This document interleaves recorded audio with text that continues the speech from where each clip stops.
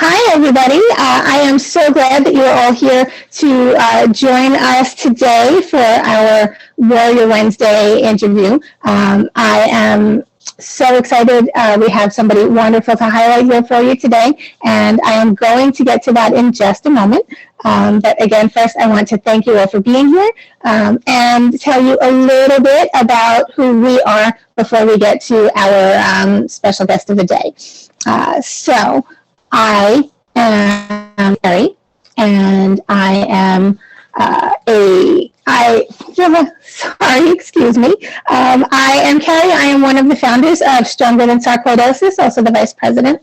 And I was diagnosed with sarcoidosis in 2015. That was after an 8-year journey trying to figure out what was wrong with me. I know we've all kind of gone around that quite a bit, I'm sure. It is currently affecting my lungs, my skin, my joints, my nerves, and then of course we have all of the wonderful systemic things that kind of go along with that. So it has not always been fun, but we do what we've got to do to get through it, and we continue to fight, and we continue to stay stronger than sarcoidosis.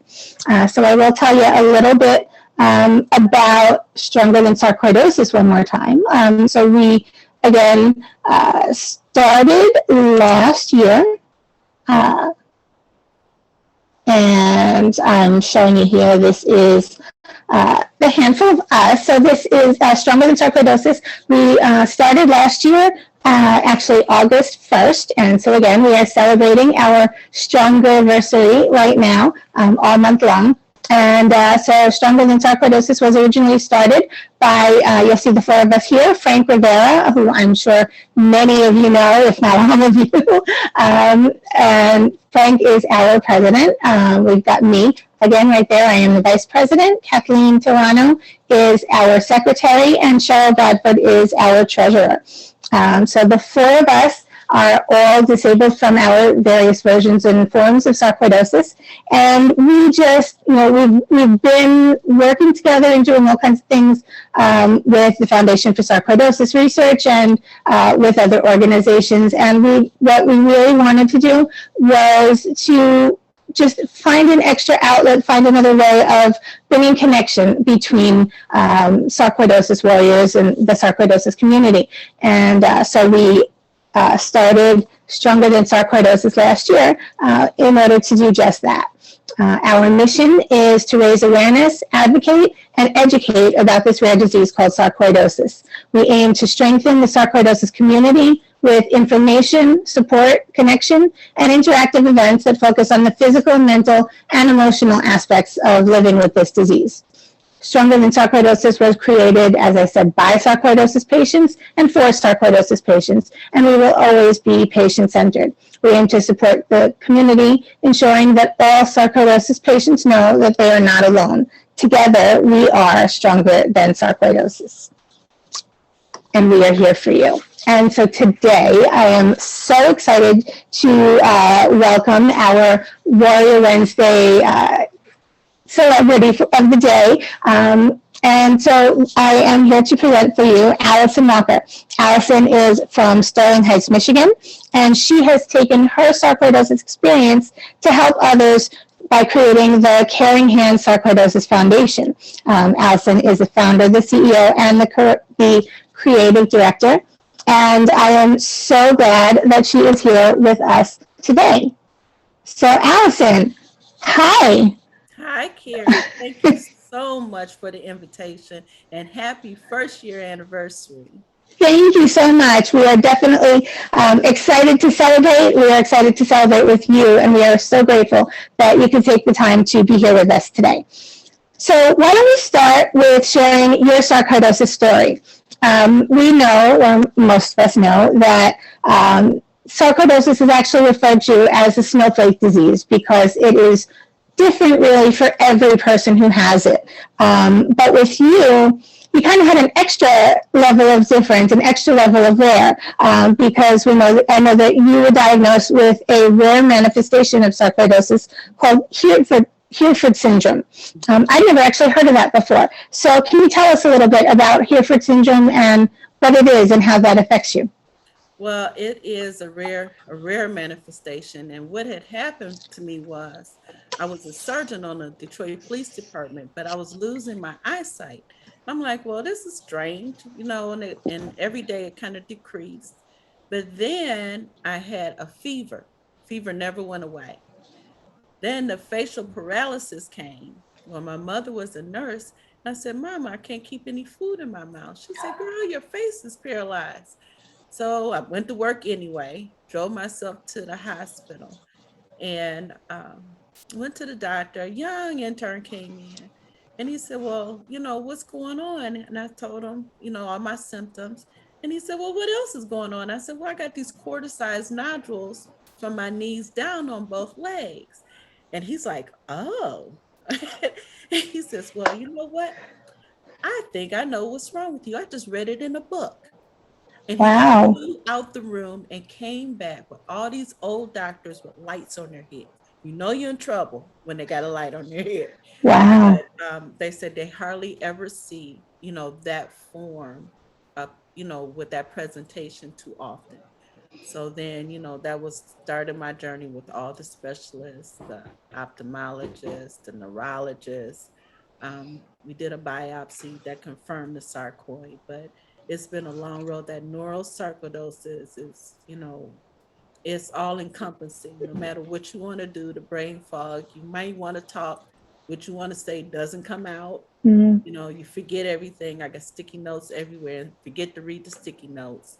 So it's been a long journey with this neurosarcoidosis. It really is. And, it's really amazing actually that you happen to have that doctor in the hospital who just happened to have read that. That's Because for so many of us, it can be years and it can be doctor after doctor who, they might have read that paragraph 15 years ago and don't remember that's the slightest bit that they got. right. And so I don't want to say anybody is fortunate having this disease, but it's definitely fortunate to have that doctor who was able to really pinpoint that.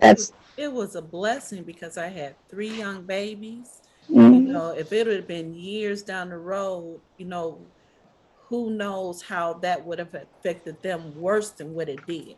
Mm. Steroids is not kind to me, Mm. and I'm not kind to people. So they can tell their own story of me and sarcoidosis. Yes, definitely. Steroids is, one of those things we have that love-hate relationship with. It's a love-hate relationship. It really is because it can do so much, but it can do so much. Yeah. But I do want to ask you about, you said it was a long time ago, your kids were younger. You were diagnosed, over 25 years ago. Yep, in 1994, 27 years. And so that's, aside from just getting the diagnosis and getting someone who knew about it, I'm sure you've seen a lot of things change over the years in terms of any awareness, in terms of medical treatments and that kind of thing. I want to kind of touch on both sides, but let's start with, what have you seen that's changed or grown, improved or not, over the past 25 years? Have you seen differences in treatments, in medications, in, other, anything in that field? Well, I would say first it would be awareness. When I was first diagnosed, I had a Black gynecologist, and I had just had my 3rd baby. And she said, Allison, from what I know about the disease, have your eyes checked every year. Mm. Make sure you check your eyes because you can lose your eyesight. So that's the information she gave me. But through the years, I would say first 10 years was horrible. Nobody knew it. Nobody wanted to know it. They just wanted to throw prednisone at me. That was their go-to. You're inflamed. Okay, here's the prednisone. You don't feel good. Okay, here's the prednisone. But then, as the sarcoidosis groups, and that's why I love all of us, we may approach it differently, Mm. but us demanding that they become aware has really made a difference. Now, they're more apt to go to conferences to find out. If they don't know, they'll call their medical community friends to find out. It's no more sitting back saying, go home, we don't believe you. Oh, you must be um, here for some pain medication, or Mm, you must have lost your mind. You can't be this sick, you mm, know. And at one point, I had the granulomas growing out of my right ear.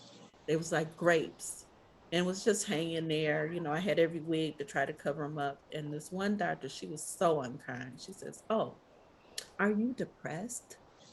I said, well, let me see. I showed her my ear. I said, would you be?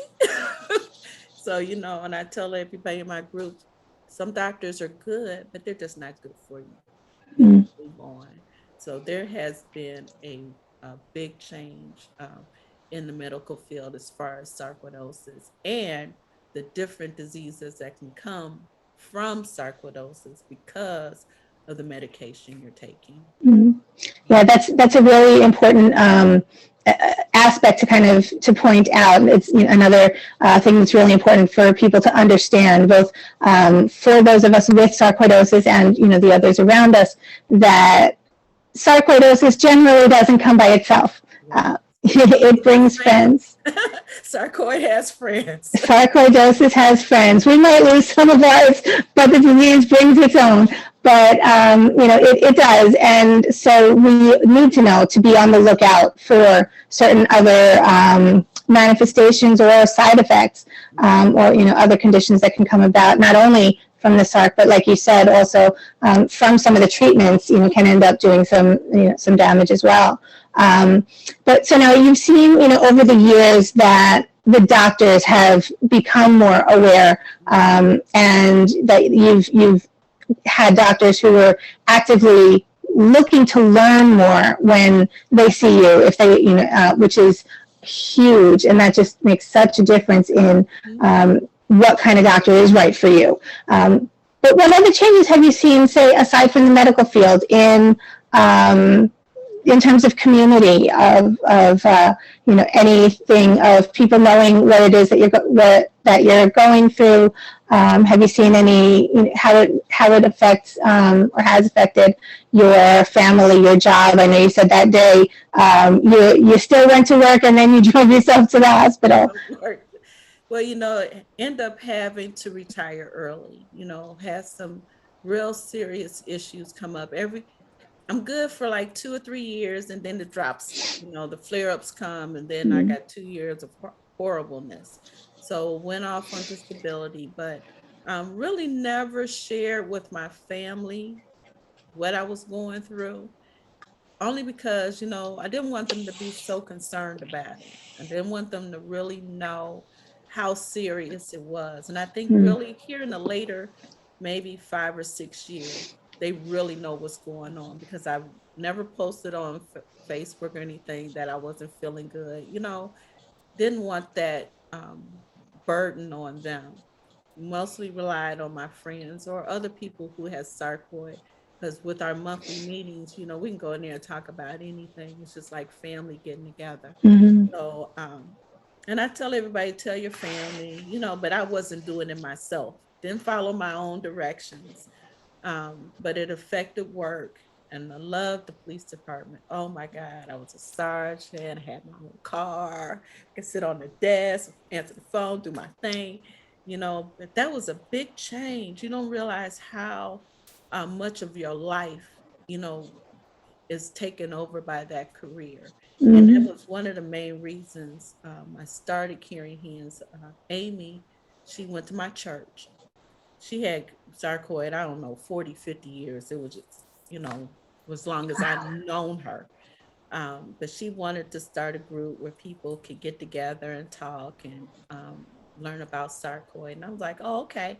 I said, but we got to have some events. Can we do some, do some retreats and stuff? So we kind of got put our heads together and figured out how to start this. And, and I would say, it was the effort from both of us.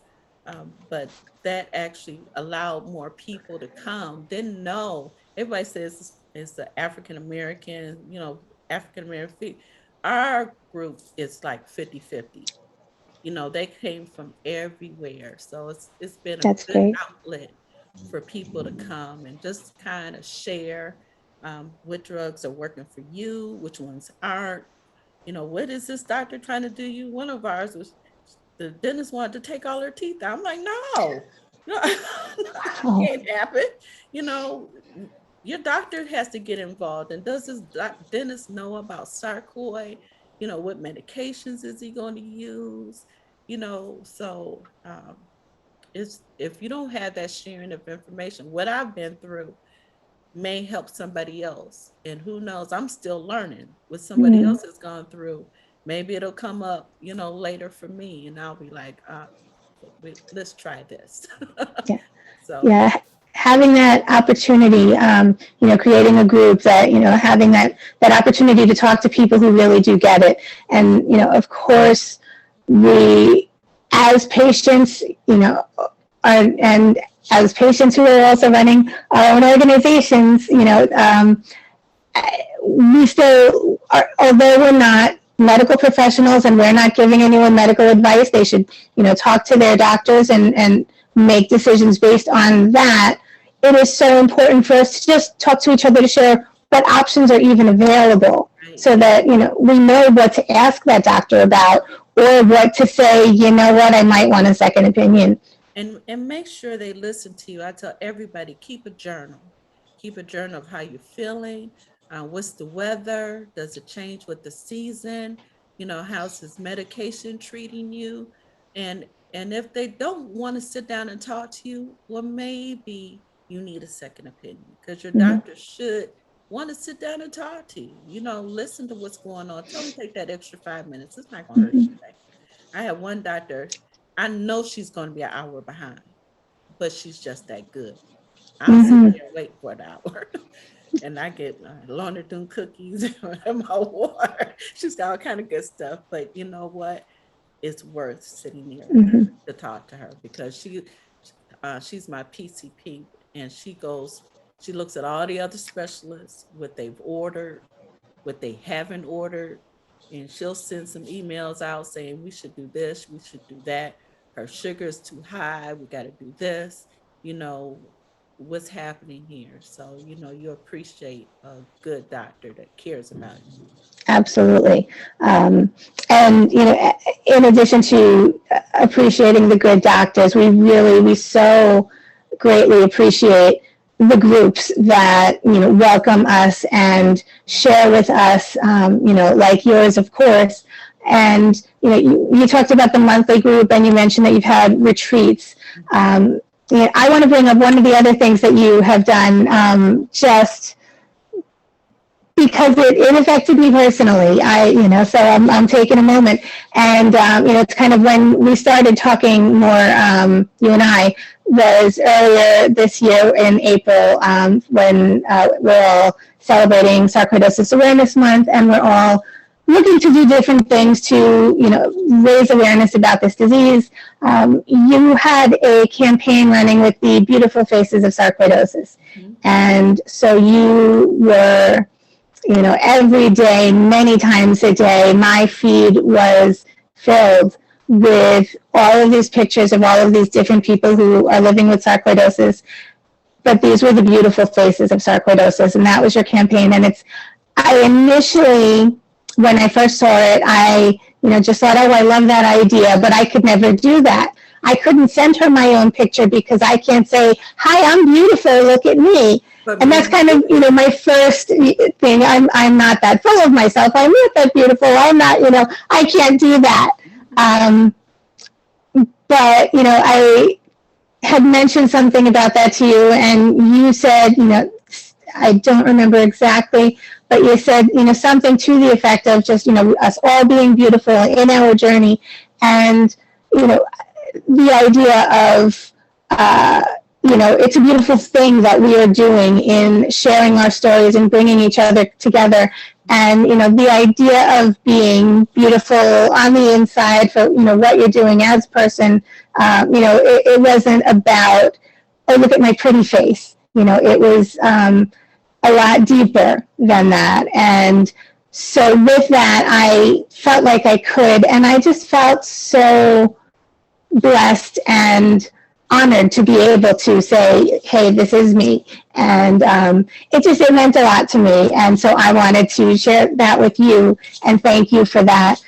Make sure everybody knows when next year comes around, you definitely want to show your beautiful faces. Send us a, because normally I have to go find people. I was like, come on, so you know what month it is. But a lot of people message and send, and they get all dressed up and they do poses, and it's just to show the world we're here.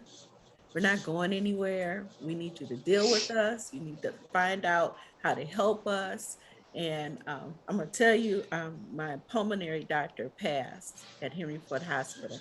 So I was on search for a pulmonary doctor. I called Beaumont and I spoke to, one of the receptionists that answers phone.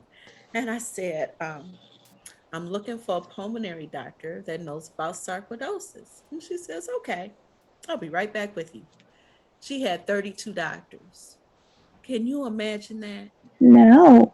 So, us putting our information out there saying, we're here, we need you to love on us and take care of us, it all kind of goes hand in hand. It really does. And, so I want to thank you so much. I know we are, running on time, and I want to make sure that we do give everybody a chance to see where they can find you again, because I know there are people who will say, I just cannot get enough of Allison. I cannot get enough of Caring Hands Sarcoidosis Foundation. I want to know more about this. And so we want to make sure that we give everyone a chance to see how they can get in touch with you, how they can find you on Instagram and Twitter at Sarcoid_network.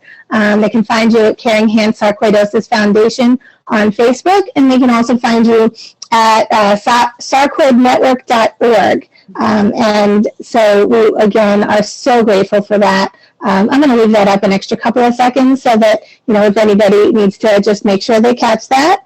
And again, we are so grateful to you, Allison, for coming to join us. Thank you so much.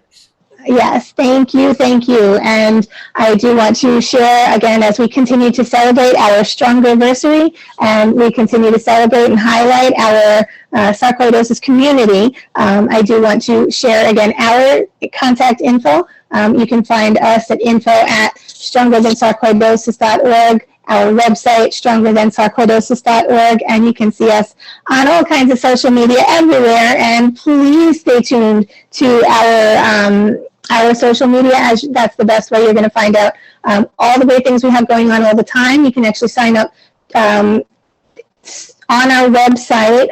You can sign up to get our newsletter that goes out once a month. You can keep an eye out for all kinds of other activities that we've got coming up. One I do want to highlight is next week on Tuesday, the 17th,